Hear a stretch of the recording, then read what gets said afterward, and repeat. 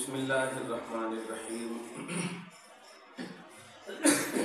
نحمده ونصلی ونسلم علی حبیبہ الکریم الامین العزیز الرؤوف الرحیم اما بعد فاعوذ باللہ من الشیطان الرجیم بسم اللہ الرحمن الرحیم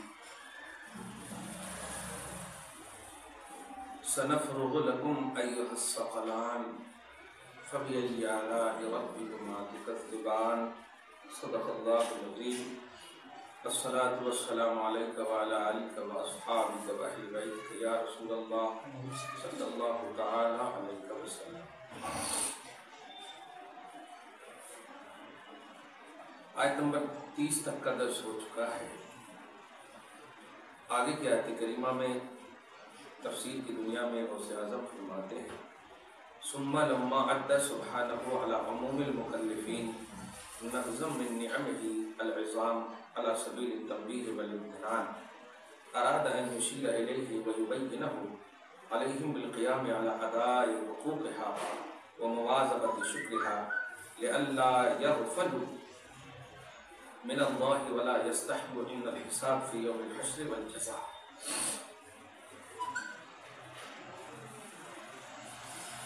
یعنی اللہ پاک جنات اور انسان دونوں پائلیٹی کے لیے اپنی منتخب نعمتوں کا شمار کرایا۔ آسمان، زمین، سورج، ستارے، دیگر جتنی بھی چیزیں ہیں، کشتی، بحر، سب کا ذکر فرمایا۔ اب اس کے بعد تنبیہ فرمانا چاہتا ہے کہ ان چیزوں کے حقوق کی ادائیگی کیا ہے، جو آگے کی آیتوں میں آ رہی ہے کہ ہم نے صرف محض قصے اور حکایت کے طور پر اسے بیان نہیں کیا ہے کہ چاند ایسے ہیں، سورج ایسے ہیں، یہ ایسے کرتے ہیں، ایسا نہیں ہے جس کو بولتے ہیں نا جنرلی نالج، جنرل نالج نہیں، یہ جنرل نالج نہیں ہے۔ یہ سب جو میں نے پیش کیا ہے اس کی کچھ آداب ہیں، اس کے کچھ حقوق ہیں۔ اب ان آداب و حقوق کی ادائیگی کیا ہے تو اللہ پاک فرماتا ہے سنفرغ لکم ایھا الثقلان، اے جنات اور انسان، ہم نے تمہارے حساب کے لیے اور تمہارے اعمال کو ناپنے کے لیے اور ان اعمال پر اپنی مقتضا کے مطابق جزا اور سزا مرتب کرنے کے لیے، اپنی نعمتوں کے شکرانے کے لیے اور اپنے کرم کے حقوق کی ادائیگی کے لیے ہم نے تمہارے لیے خالی کر دیا یا خالی رکھا ہے یا ہم خالی رکھیں گے، تمہارے لیے کشادگی دیتے ہیں۔ ایسا نہیں ہے کہ ہم دھوپ سے اگر تم روشنی لوگے تو ہم مطلب یہ کہ تم کو روکیں گے۔ جتنی بھی ہم نے چیزیں پیدا کی ہیں وہ سب تمہارے لیے ہم چھوڑ دیتے ہیں، لیکن اس کا ایک کنڈیشن ہے استعمال کرنا۔ اب اگر اس کنڈیشن کے تحت استعمال کرو گے تو پھر جزا ملے گی، نہیں تو سزا۔ یہ ہے اللہ پاک نے جو بھی چیزیں پیش کی ہیں اس کا ایک کنڈیشن ہے۔ آج آپ سوچئے، ایک نئی بات بول رہا ہوں آپ کو کہ کل انسان کا انٹروڈکشن عرش اعظم کے اوپر کے حوالے سے ہوتا ہے کہ انسان وہ ہے جو عرش اعظم سے بھی اوپر گیا، جملے پہ غور کریں، اور آج اس کے نیچے چاند کے اوپر جاتا ہے تو لوگ اس کو بہت بڑی بات سمجھ رہے ہیں۔ جب اب عرش اعظم تو سدرۃ المنتہا سے بھی آگے ہیں، ساتوں آسمان سے اوپر ہے، تو کل انسان کا انٹروڈکشن یہ تھا کہ عرش کے اوپر تھا وہ، اور آج چاند کے اوپر ہے تو اس کو بھول گئے اور نیچے کو سب سے بلندی سمجھ گئے۔ یہ بس یہ فکر ہے، یہ زوال فکر ہے۔ تو اللہ پاک ہی کہہ رہا کنڈیشن جو میں نے دیا اس کے تحت رہو گے تو سزا ملے گی، نہیں تو پھر سزا ملے گی۔ اور دیکھیے سب سے بڑی سزا ہے کہ پستی میں رہ کر بلندی سمجھ رہے ہو، پستی میں رہ کر یہ سزا ہے۔ اللہ پاک دیکھیے اس میں جنرلی جلد سب کام نمٹا کر ہم تمہارے حساب کا قصد فرماتے ہیں، اے دونوں بھاری گروہ ہوئی، جنات اور انسان، یہ سب جو ہم نے نعمت رکھے ہیں یہ سب تمہارے حساب کے لیے ہم ارادہ کر رہے ہیں کہ تمہارا ہم حساب لیں گے، بس یہی تفسیر ٹھیک ہے، مطلب سب یہ بھی تفسیر ٹھیک ہے، لیکن غوث پاک نے اس سے اچھی کر دی، نہ تجرد و نخلو، ہم قصد فرما رہے ہیں، ہم خالی ایک دم فکر ہو سکتے ہیں اپنی شان کے مطابق، ورنہ اللہ تعالیٰ فکر سے پاک ہے، علم والا ہے۔ تو تمہارے حساب کے لیے، تمہارے اعمال کی سزا اور جزا کے لیے ہم تم دونوں سے کہتے ہیں کہ ہم نے یہ نعمتیں پیش کی ہیں، اب اس کو تم استعمال کرو۔ ہم نے عقل دیا، شعور دیا، ہاتھ دیا، ہم نے نماز کا حکم دیا، لیکن تم نماز میں رزق مانگ رہے ہو، لیکن نماز کے بعد ہم کہنے جاؤ رزق تلاشو، مانگنے کے بعد ہم دے نہیں دیں گے، ایک کنڈیشن، مانگنے کا بھی ہم نے حکم دیا، یہ بھی میرا کنڈیشن ہے، اور مانگنے کے بعد میرا ہی کنڈیشن ہے جاؤ تلاشو۔ اب کوئی یہ نہ کہنا کہ نہیں ہم نے تو مانگا ہے اب دینا اللہ کا کام ہے، نہیں، صرف دینے کو دیکھ لیا تم نے، اور پھیلنے جو اللہ نے کہا اس کو کیوں نہیں دیا، دیکھا؟ توحید ایک سائڈ سے نہیں لے، ہر سائڈ سے دیکھنا، ہر زاویے سے دیکھنا۔ اللہ پاک نے کہا فانتشروا فی الارض، زمین میں پھیل جاؤ، وابتغوا من فضل اللہ، اور اللہ کا فضل تلاشو، رزق تلاشو، اور مل جائے تو واذکروا، اللہ کا ذکر کرنا اور شکر کرنا۔ اب اللہ فرماتا آگے فَبِأَيِّ آلَاءِ رَبِّكُمَا تُكَذِّبَانِ، تو اب مجھے بتاؤ کون ایسا رب ہوگا، کمال یہ ہے، ایک جملہ بڑا اچھا آگے ہے کہ وہ اللہ سب کچھ جانتا ہے، ہمارے اعمال، ہماری ساری کسوٹی کو جانتا ہے، ساری چیزوں کو جانتا ہے، صحیح، یہ بھی جانتا ہے کہ یہ بندہ یہ مانگنے والا ہے، وہ جان کر کے نہیں بھولا ہے، وہ جان کر کے کہہ رہا ہے مانگ، اور آپ مطلب اتنے نہ انجان ہے کہ مانگنے میں، وہ جان کر کہہ رہا ہے مانگ، ہے کوئی مانگنے والا، اور ہے کوئی مانگنے والا ایک سوال ہے نا، تو سوال اللہ سے کیجیے، اللہ تیرے کو تو معلوم ہے کہ کون کون مانگنے والا ہے، تو پھر یہ سوال کیسا، وہ جان کر کے سوال کر رہا ہے کہ مانگ، کیا کہنا ہے، کیا مانگنے، کیا ہے، سب معلوم ہے، پھر بھی کہہ رہا ہے کوئی مانگنے والا، ایو طالب ایو سائل من ہوا سائل، اس طرح سے جملے، ہر مطلب یہ کہ تجلی فرماتا اپنی شان کے مطابق آخری وقت میں رات، اور بولتا ہے، روز بولتا ہے کوئی مانگنے والا ہے، کوئی مانگنے والا، بتائیے وہ دینے والا ہو کر کہہ رہا ہے، جاننے والا ہو کر کہہ رہا ہے کوئی مانگنے والا، اور ہم لینے والے ہو کر داخل ہیں۔ آگے دیکھیں اللہ فرماتا یا معاشر الجن،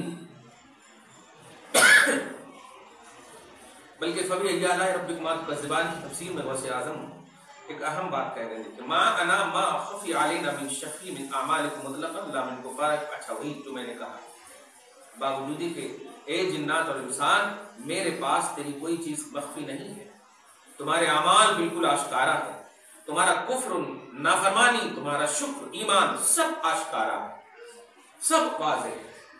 آگے دیکھیں یا معاشر الجن والانس ان استطعتم ان تنفذوا من اقطار السماوات والارض فانفذوا لا تنفذون الا بسلطان، کیا کہنا ہے، فبأي آلاء ربكما تكذبان، آیت نمبر 33۔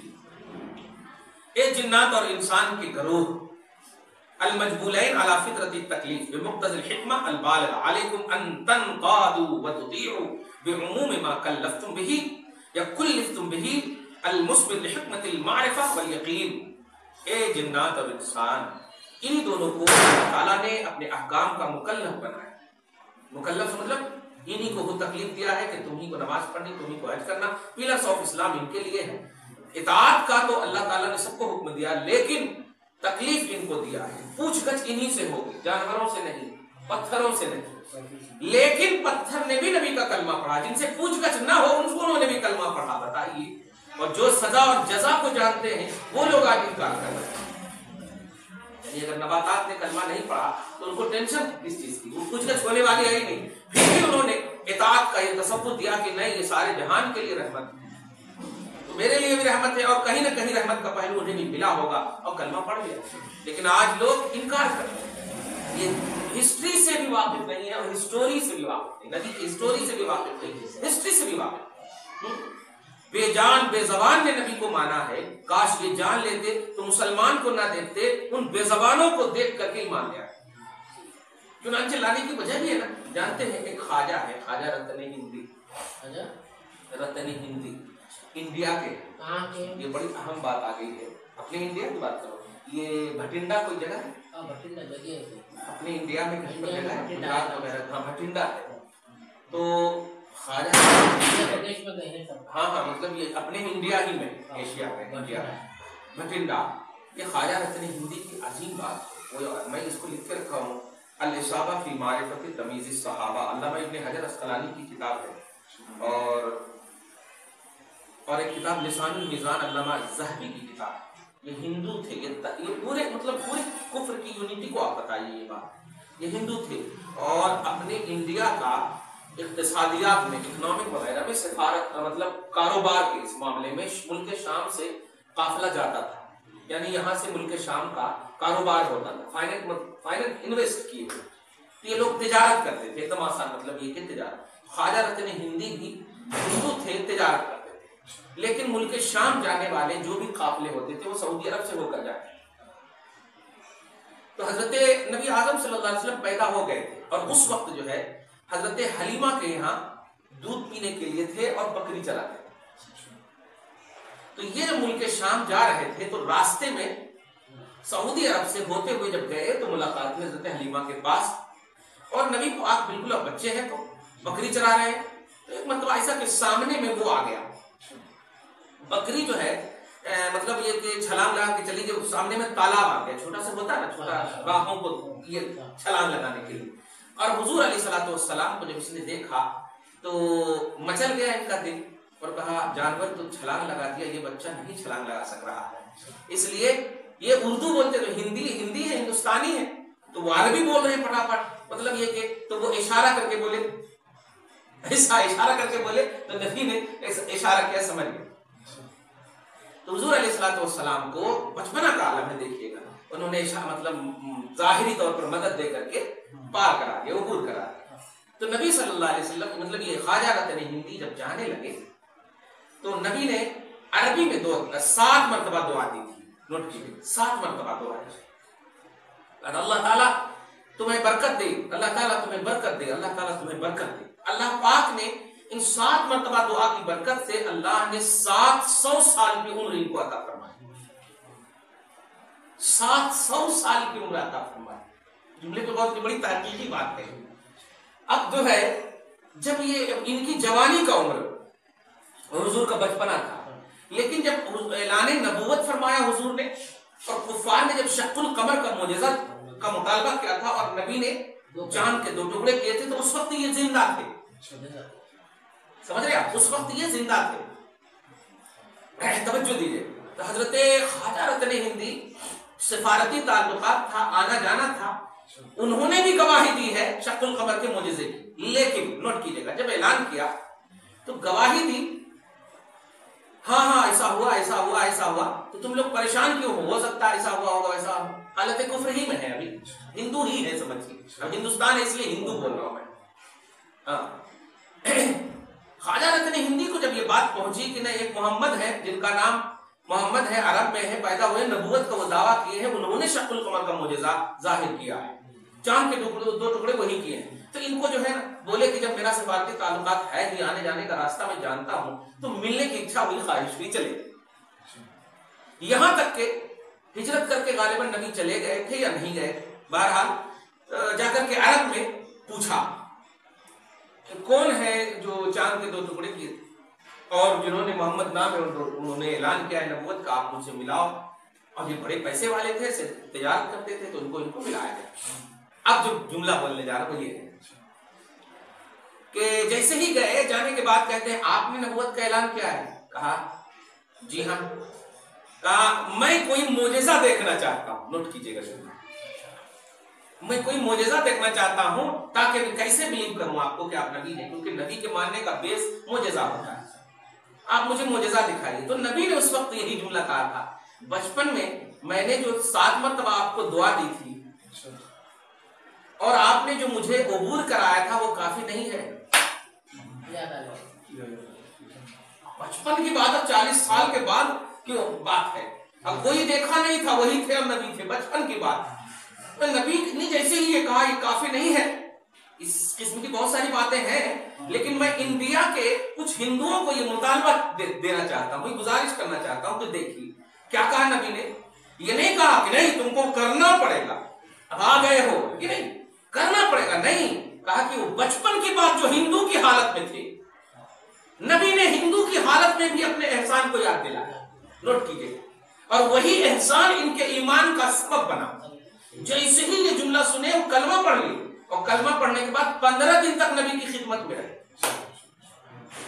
15 دن تک نبی کی خدمت میں رہے۔ میں جو اپنے انڈیا والوں کو آج کی محفل کو خصوصاً غوث اعظم اور آل رسول کے حوالے سے پیش کرنے جا رہا ہوں، کیونکہ کل کے بعد پھر محرم مجھے ملے گا نہیں، اور آئندہ درس میں آپ محرم رہے گا، سفر آ جائے گا، اس لیے اختتام صحیح کرنا چاہ رہا ہوں۔ وہ یہ ہے کہ خواجہ رتن ہندی کو جو یہ کہا، وہ آپ نے ایمان لایا اور 15 دن تک صحبت مصطفیٰ یعنی جلیل القدر صحابی بنے۔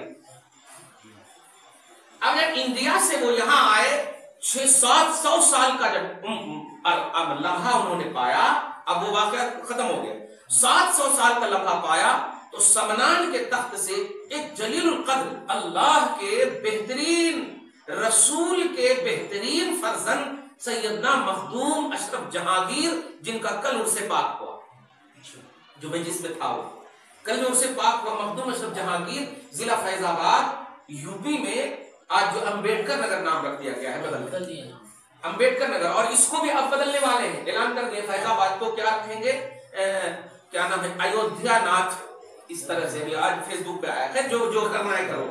مطلب ہم احسان یہ بتانا چاہ رہے ہیں کہ ہم اسلام سے نہیں ہیں، اسلام کی وجہ سے ہم ہیں، ہم سے اسلام نہیں ہے، ہم پر اسلام کا احسان ہے، ہم پر نبی کا احسان ہے، ہم پر خدا کا احسان ہے، اس لیے ہمیں جلانے کی کوشش مت کرو، اسلام کی ریئلٹی دیکھو۔ ہندو ہے، 15 دن تک صحبت اختیار کیا، کیا کہو گے خواجہ رتن ہندی کو کہ یہ بھی گھر واپسی کریں؟ اور جب 700 سال کا عرصہ ہوا اور سمنان کا تخت چھوڑ کر کے یہ مخدوم سمنا آئے، خواجہ رتن ہندی سے ملاقات ہوئی۔ اب جو میں تعریف کرنے جا رہا ہوں وہ یہ ہے، اور آج کی محفل ختم کروں، تعریف یہ کرنے جا رہا ہوں کہ نبی فرماتے ہیں جس نے مجھے دیکھا جہنم کی آگ اسے نہیں چھو سکتی، اسلام کی حالت میں، ایمان کی حالت میں جس نے مجھے دیکھا اسے جہنم کی آگ نہیں چھو سکتی، توجہ دیجیے گا، اور اسی شرط کے ساتھ دیکھیے ترمذی شریف حدیث نمبر 3858 3858 جس مسلمان نے ایمان کی حالت میں دیکھا، اب بتائیے اس ہندو کے بارے میں کیا کہیں گے؟ ہندو کافر نہیں ہوتا، ہندوستان کی وجہ سے ان کو کہا گیا ہے، بس کافر وہ ہوتا ہے جو اللہ رسول کا انکار کرے۔ یہ دیکھیں انکار کی غرض سے نہیں گئے تھے، معجزہ مانگنے کے لیے گئے اور مانگ لیے، مطالبہ پورا ہو گیا، ایمان قبول کر لیا، نبی نے کوئی زور زبردستی نہیں کیا۔ اب نبی کو پہلے ہند کی حالت میں، کفر کی حالت میں دیکھے، اب وہی حالت ہے، اب ایمان کی حالت میں ہے، اب حدیث آ جا رہی ہے جس نے مجھے ایمان کی حالت میں دیکھا اسے جہنم کی آگ نہیں چھو سکتی۔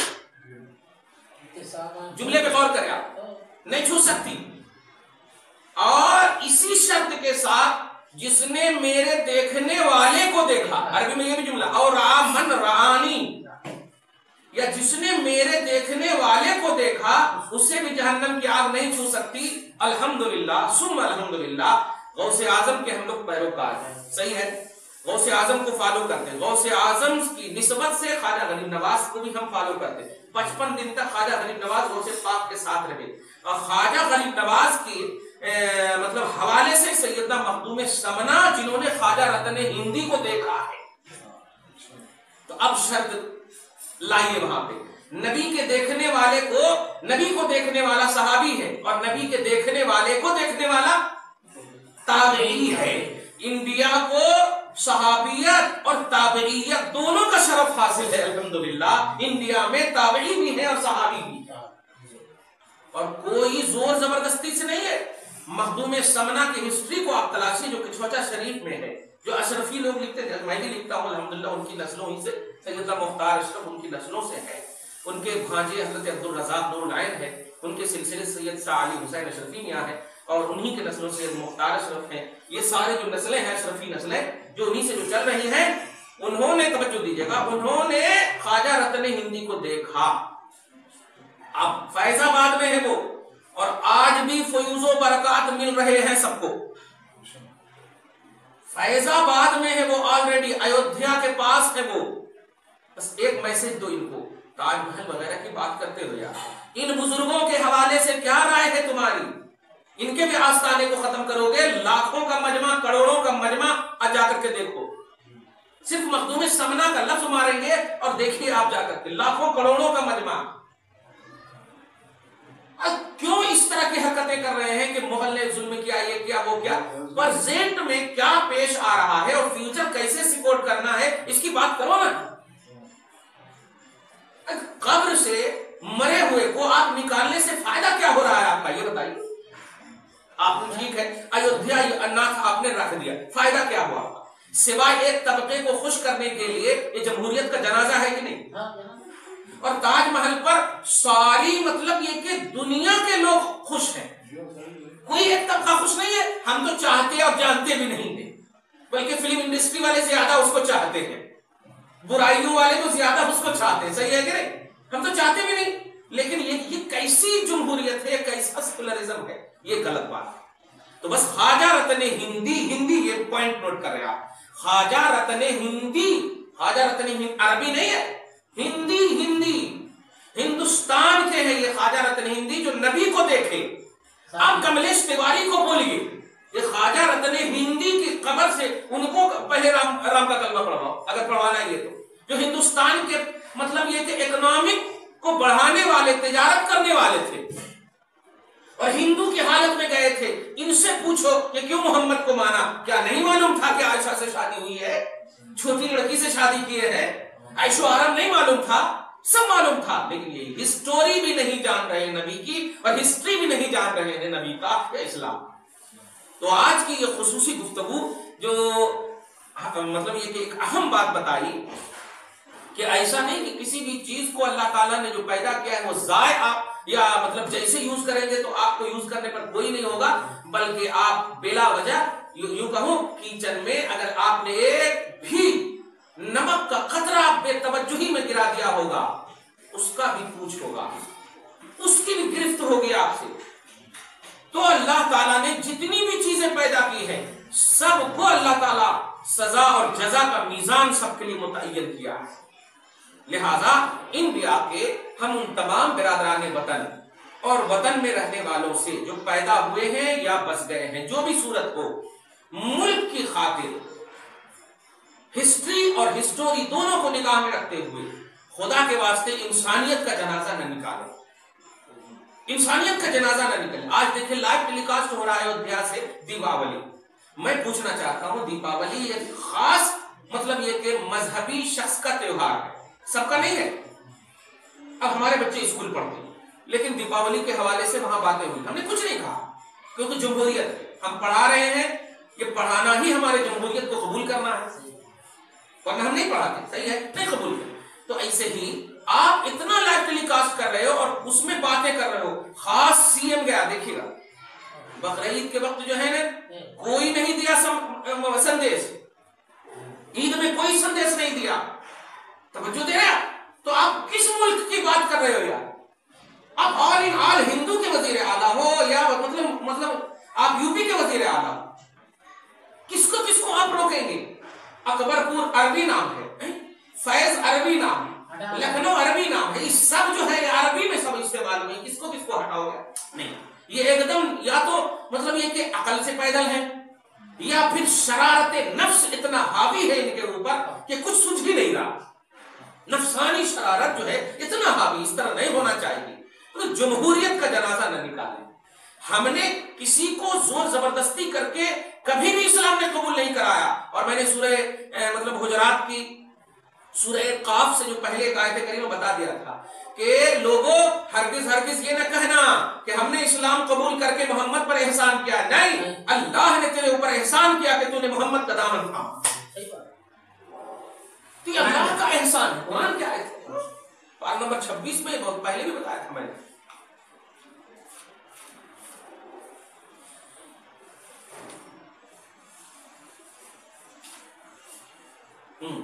سورہ حجرات میں آیت نمبر 17 میں، یمنون علیک ان اسلموا، لوگ یہ آپ پر احسان جتانا چاہتے ہیں کہ اس نے اسلام قبول کر لیا۔ قل، اے حبیب کہہ دیجئے، لا تمنوا علی اسلامکم، تم ایسا مت کہو کہ میرے اوپر تو نے اسلام قبول کر کے احسان کیا، نہیں، بل اللہ یمن علیکم ان ہداکم للایمان، کہ اللہ کا احسان ہے تیرے اوپر کہ اس نے ایمان کی ہدایت بخشا. بتائیں کلیئر کر دیا. اور ہم پریکٹیکل بھی دیکھ رہے ہیں نا, خواجہ رتن ہندی کو نبی نے بلایا بھی نہیں, اور جب مطالبہ معجزہ کا کیا تو اتنا عمدہ مطالبہ کو پوری کر رہے ہیں کہ یہ خود دنگ ہے کہ بتاؤ جو محمد بچپن کے احسان کو نہ بھول سکے, بچپن کا احسان ہے ان کے اوپر, پایا کا وہ احسان کو نہ بھول سکے, واقعی پکا ہوگا, واقعی سچا ہوگا اور ایمان قبول کریں گے. اور ہزاروں ایسے ہیں. حضرت عمر فاروق کفر کے عالم میں گئے تھے, تلوار لے کر گئے تھے, مارنے کے لیے گئے تھے. ایک تھے 39 حضرات نبی کے ساتھ ہیں, چاہتے تو وہ ایک کو نہیں مار سکتے تھے, آرام سے مار سکتے تھے. امیر حمزہ تو ایک دم عمر فاروق کے مقابل میں تھے. خود نبی کا بھی زمانہ جنگ اور طاقت کا زمانہ ہے, 40 سال کی عمر پاک میں اعلان کی.